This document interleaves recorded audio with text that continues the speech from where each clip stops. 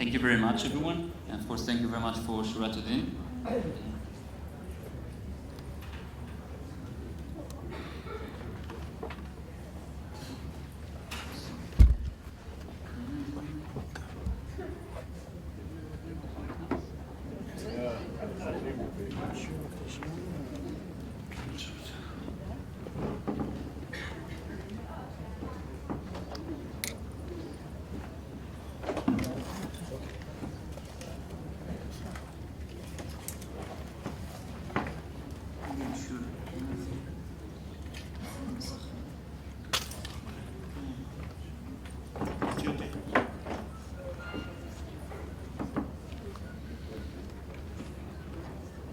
Spacebar.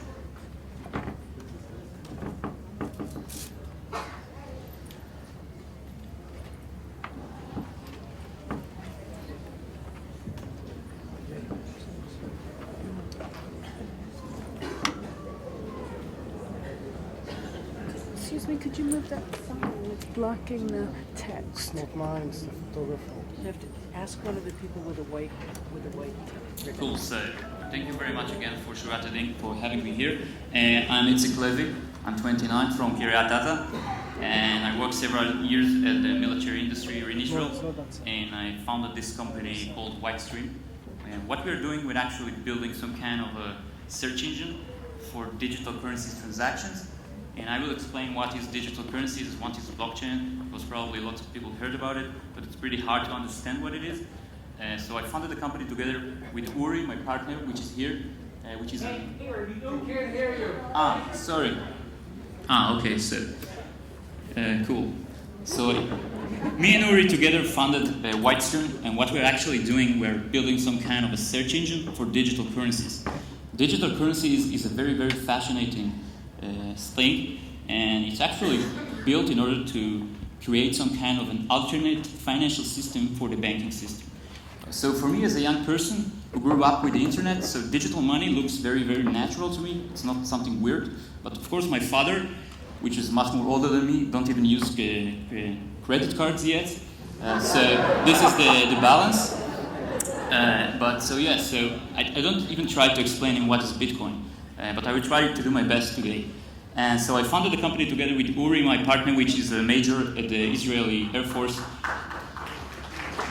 And he has also worked lots of years at the Israeli aerospace industry, so we're both graduated from the Israeli defense industry, and we founded this company.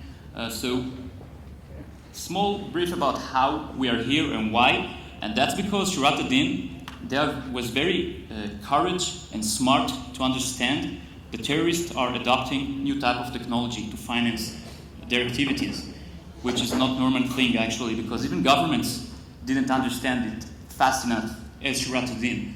So it was very beautiful for us to cooperate with Shurat HaDin about what we are doing, and we really feel it like a tzionut to do it, because what this organization did for the last 20 years and what we are think that they can do with the help of our technology for the years ahead, so it is very important. So, small explanation about what are digital currencies, and of course we're going to share with you today how terrorists using them, how we are tracing them, and in the end how we can even stop their financial services and financial accounts. So basically, digital currencies are a computer software that everyone can download, and you actually have two ways of using them. One way is to use a third-party company to help you with send and receive the digital money, and the other way, which is more advanced way, is to do everything by yourself and just download the application and use it as you are your own bank actually. So what we saw in terrorists during the years that they are having very big improvements in their financial skills about how to collect and raise funds from the public and from people worldwide to their terrorist activities. And this is what we're going to share with you today. So this is basically how digital currency transactions looks like. It's some kind of a digital layer of lots of transactions, but it's pretty hard to extract the information and understand how people are using it. This is a very new type of technology. So what we are doing in Whitestream, we are actually taking this ledger of transaction, we're trying to translate it for something that will be much more easier to read and understand. So here you can see an example of transactions, but what we are doing as an intelligence company, we're doing two things.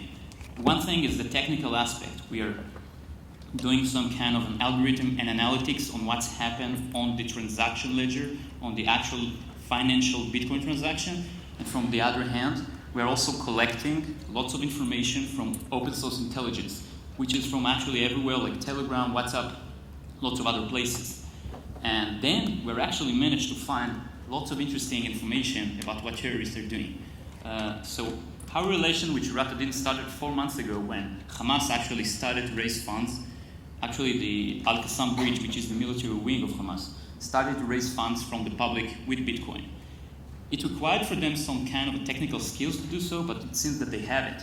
And what we're doing, we are collecting lots of information about this type of terrorist activities on the social media. And as I said, we see some kind of improvements during the time that terrorists are using digital currencies in some certain way, but at the next level they're doing it in a much more advanced way. And it seems that the Israeli government probably do a good job with shutting down the legitimate financial channel to Gaza. So this is why probably terrorists looking for such a new innovative way to transfer funds to their activities. So here you can see an example for a campaign that Hamas started several months ago with Telegram, and actually even have a website so everyone around the world can donate to Hamas with Bitcoin. And we managed to find and analyze some of those transactions. Here you cannot see it well, but probably on the side it looks better. And we actually see here a visualization with a nice tool called oxt.me. We put our data on top of this visualization. We can see here like 3 donations for Hamas that came from a digital service provider located in China, in US. There's more examples actually. And those funds went to Hamas, and Hamas take these Bitcoin and actually sell them for real money in Khan Yunis, Gaza. So this is like the flow of how Hamas is entering money into Gaza, but in new type of money, which is not like the regular money, which is digital currencies that he convert to real money. So donators are sending donations to Hamas. Then this specific transaction is about $4,000 that we managed to find 2 months ago.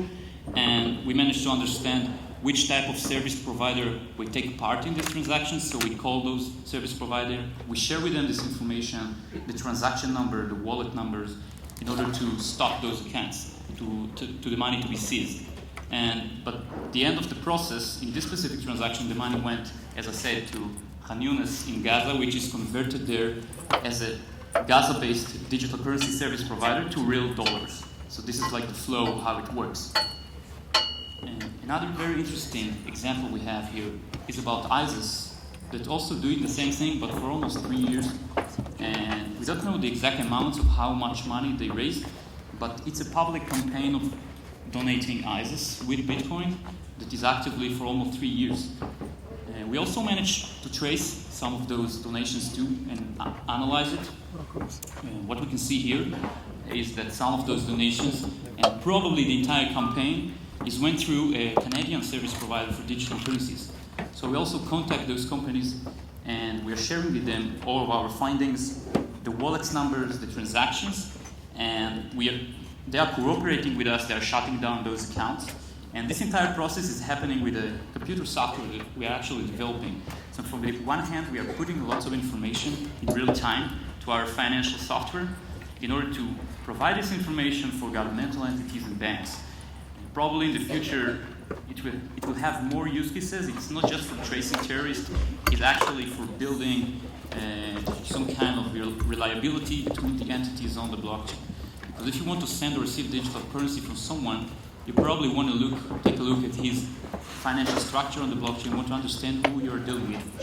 So our technology helps with that, but it also helps with catching terrorists or other illegal activities. So in this specific case of ISIS, what we found was very interesting. Also the Hamas cases from the last month, but ISIS case, actually you find that the transaction that we find for ISIS that didn't move for like 4 months they moved one day before the attacks in Sri Lanka. We don't know if it's just a coincidence, maybe it is, but the fact that those funds didn't move on the blockchain at all, and we can manage to trace those funds and see that there was a big movement of funds on the blockchain one day before those attacks. Unfortunately, we managed to see that only after the attacks. We went back to ISIS wallet to check, well, let's see what's happened there. And actually, there's a lot that happened there. So again, maybe just a coincidence. This specific website of ISIS is related to their public relations activities and to help them maintain all of the videos, you understand, and all this kind of terrible stuff. So this is where those donation goes. So it's part of their public relation activities. So what we're doing with all of this information, this is the most important thing here.